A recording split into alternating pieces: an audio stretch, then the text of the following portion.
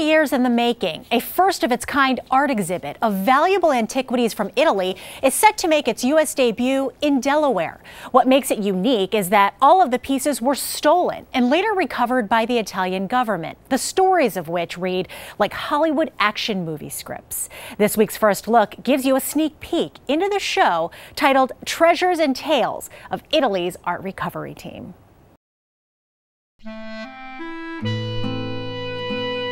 These statues, mosaics, and ceramics are not from a museum or a private collection. All the pieces that you see behind me and also in Wilmington is stolen art. It's Italian stolen art. Stolen artifacts, recovered from art traffickers around the world by Italy's Art Recovery Team, a special unit of the Italian government's Guardia di Finanza, or Financial Guard. We're talking about all Italian artifacts. And we're talking about the Greek, Roman, and Etruscan art. 120 of these art masterpieces will be showcased right here in Delaware. It's a big deal. It's a very big deal.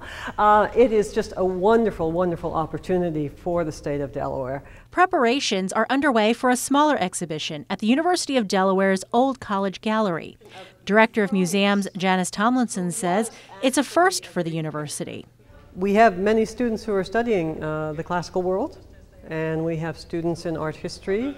So all of those classes will be coming, and rather than look at slides of objects, all of the students will be able to see and work with these objects firsthand, which is just fantastic.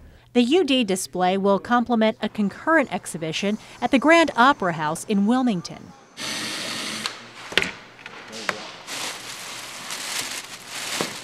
More than the pieces, though, exhibit organizer Emiliano Guerra wants to showcase the tough and oftentimes dangerous work of the Guard's art recovery team. Stolen by a tomb raider, he says this valuable Etruscan vase was recovered and later used in a sting operation. Guns were drawn, but in the end, the Guard busted a big-time art buyer who was trying to get the piece out of the country. Stories like this will be a big part of the show. Stories retired FBI agent Robert Whitman is all too familiar with. He founded the FBI's own art crime team in 2005. I was responsible for recovering about $300 million worth of stolen art and cultural property. The New York Times bestselling author says he's tracked down everything from a Civil War battle flag to a $35 million Rembrandt stolen from a museum in Sweden over the course of his 20-year career.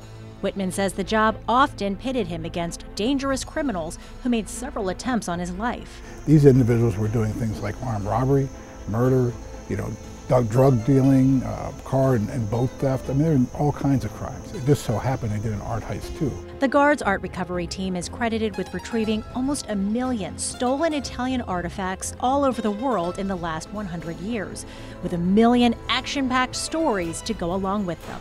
To recreate those stories and to tell those histories, I think, is really fascinating. But why did the Financial Guard choose Wilmington and Newark when you would expect to see a show of this caliber in New York City or Philadelphia? I do this job in Italy for 10 years with the Guardia di Finanza, and we do the same things. We don't go to Florence, Rome, or Venice, because if you go in Rome, this kind of pieces you can find inside some museum.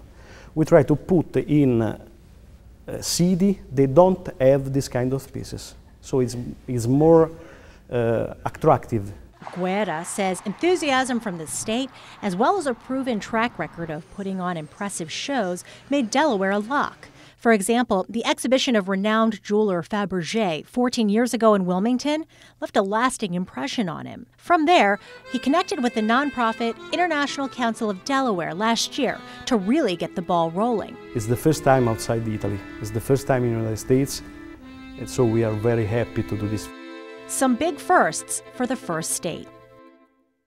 Treasures and Tales of Italy's Art Recovery Team opens October 3rd. The exhibition runs through December 7th at UD and December 21st at the Grand Opera House. Tickets at the Grand cost $15. It's a really fascinating story. I had no idea that this art crime was such a big deal. I had no idea either, but it's a $6 billion business. And when we're talking art crime, we're talking not only about stolen art, but also frauds, forgeries, and fakes.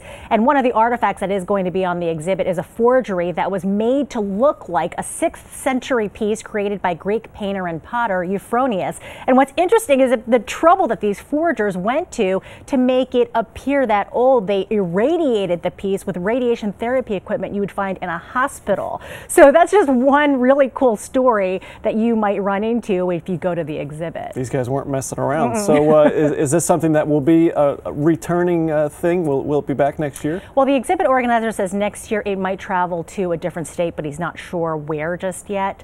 For now, though, you can learn more about the exhibit at treasuresandtales.com.